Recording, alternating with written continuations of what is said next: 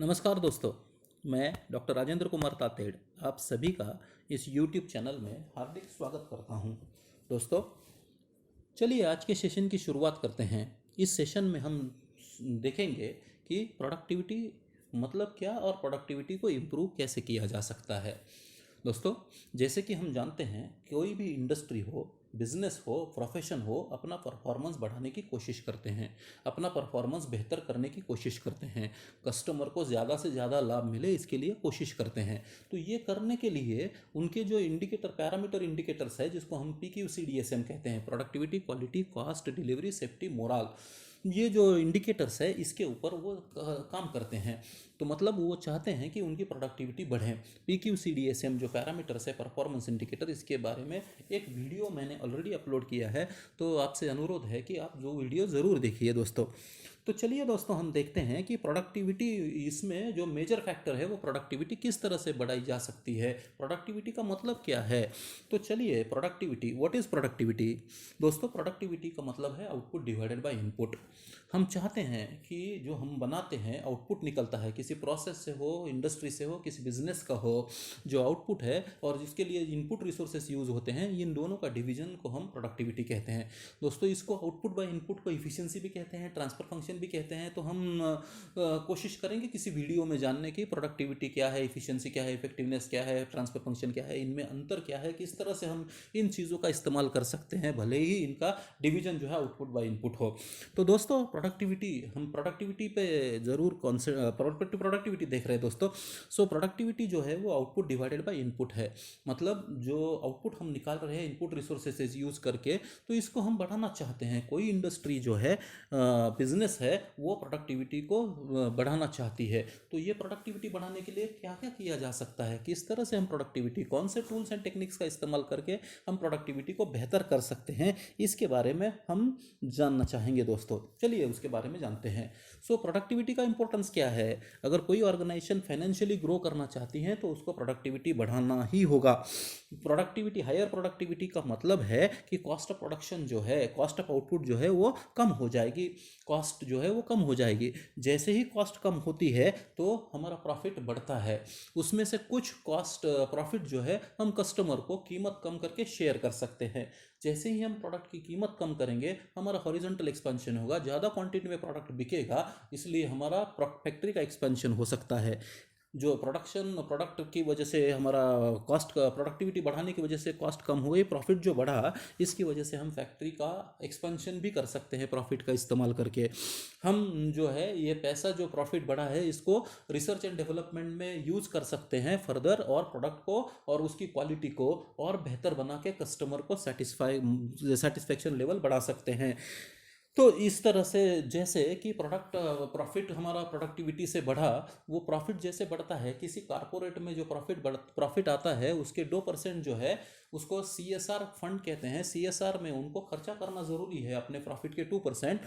सो जैसे हमारा प्रॉफिट बढ़ा तो CSR में जो परसेंटेज है 2% बढ़ा। ये CSR, कारपोरेट सोशल रिस्पॉन्सिबिलिटी जो है वो कम्युनिटी डेवलपमेंट के लिए इस्तेमाल होती है। मतलब सोसाइटी डेवलपमेंट के लिए इस्तेमाल हो सकती है, सोशल कामों में इसका इस्तेमाल किया जा सकता है। जैसे ही कंपनी की प्रोडक्टिविटी बढ़ी, कॉस्ट कम हुई, प्रॉफिट बढ़ा, जैसे ही प्रॉफिट बढ़ा, CSR परसेंटेज बढ़ा, CSR परसेंटेज बढ़ा तो सोसाइटी के लिए, कम्युनिटी डेवलपमेंट के लिए ज़्यादा पैसा खर्चा हो सकता है। इसलिए हमको प्रोडक्टिविटी बढ़ाने के लिए कोशिश करनी चाहिए दोस्तों। सो प्रोडक्टिविटी बढ़ाने की वजह से कौन कौन बेनिफिशियरी हो सकते हैं, किसका किसका फ़ायदा हो सकता है। सो प्रोडक्टिविटी बढ़ने से हमारी कॉस्ट कम हुई, इसलिए प्रॉफिट बढ़ा, तो एम्प्लॉयर का फायदा हुआ, शेयर होल्डर को ज़्यादा डिविडेंड मिला, इसलिए उसका फायदा हुआ।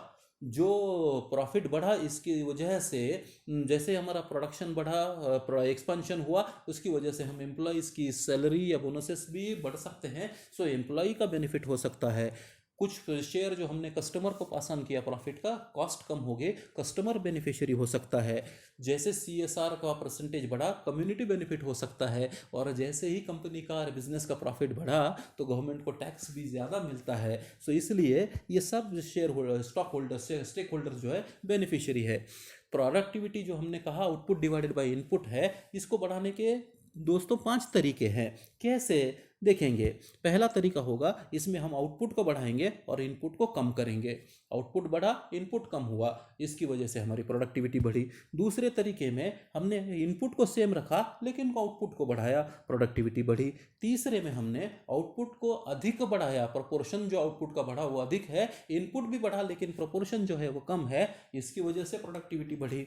चौथे केस में हमने आउटपुट को सेम रखा लेकिन इनपुट को कम किया, उसकी वजह से प्रोडक्टिविटी बढ़ी। और पांचवे में हमने इनपुट को आउटपुट को जो है कम किया लेकिन प्रोपोर्शन उसका इनपुट कम आउटपुट का कम था और इनपुट का जो रिड्यूस हुआ उसका प्रोपोर्शन बहुत अधिक था, इसकी वजह से प्रोडक्टिविटी बढ़ी। चलिए दोस्तों, हम ये एक एग्जांपल से देखेंगे।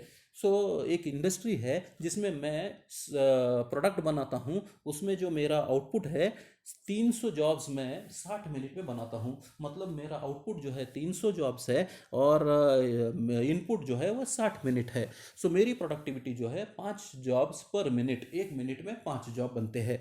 तो मैंने कोशिश की और प्रोडक्टिविटी बढ़ाने के लिए अलग अलग टूल्स एंड टेक्निक्स का इस्तेमाल करके मैं कोशिश कर रहा हूँ। तो पहला तरीका मेरा जो है, इसमें मैंने जो 300 जो प्रोडक्ट बनाता था मैं एक घंटे में, उसको मैंने 300 की जगह पे 330 बनाना चालू किया और 60 मिनट जो लगते थे उसको 50 मिनट किया।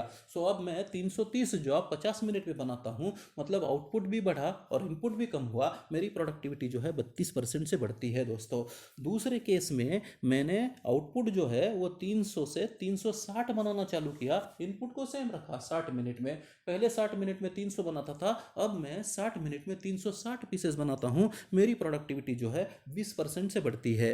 तीसरे केस में मैंने 300 की जगह पे 400 जॉब बनाना चालू किया और जो टाइम लगता था 60 मिनट के बजाय 75 मिनट लगे।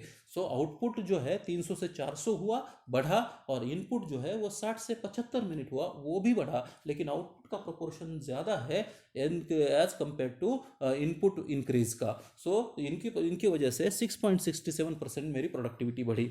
चौथी केस में मैंने 300 की जगह पे 300 ही बनाना चालू किया, लेकिन 60 मिनट की जगह पे अभी मैं 50 मिनट में वो बनाता हूँ, ताकि मेरा आउटपुट सेम रहा, इनपुट कम हो गया, परसेंटेज प्रोडक्टिविटी इंक्रीज जो है 20% है दोस्तों।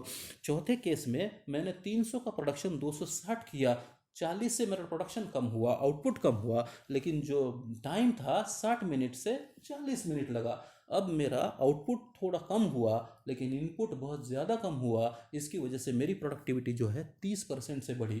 दोस्तों, अलग अलग तरीके से हम आउटपुट और इनपुट को वेरी कर सकते हैं और सेम या वेरी कर सकते हैं और प्रोडक्टिविटी को बढ़ाने की कोशिश कर सकते हैं। हर इंडस्ट्री, हर प्रोफेशन, हर बिजनेस चाहता है कि उनकी प्रोडक्टिविटी बढ़े, लेकिन दोस्तों सही टेक्निक, सही टूल, सही जगह पे, सही समय पे अगर इस्तेमाल किया गया तो प्रोडक्टिविटी बढ़ना, ज़्यादा प्रोडक्टिविटी बढ़ सकती है। और अगर सही टूल, सही टेक्निक, सही समय पे, सही जगह पे इस्तेमाल नहीं हुआ तो हो सकता है प्रोडक्टिविटी बढ़े, लेकिन जो सही अगर इस्तेमाल करते तो ज़्यादा प्रोडक्टिविटी बढ़ती दोस्तों। तो कोशिश करें हम कि ये टूल्स एंड टेक्निक सीखें, उनको जानें, उनको इस्तेमाल करें और प्रोडक्टिविटी को बेहतर करने की कोशिश करें। आशा करता हूँ कि आपको प्रोडक्टिविटी इंप्रूवमेंट समझ में आया होगा। दोस्तों, थैंक यू वेरी मच। मेरे चैनल को ज़रूर सब्सक्राइब कीजिएगा, लाइक कीजिएगा और शेयर कीजिएगा। दोस्तों, अगले वीडियो में मिलते हैं। धन्यवाद। Thank you very much.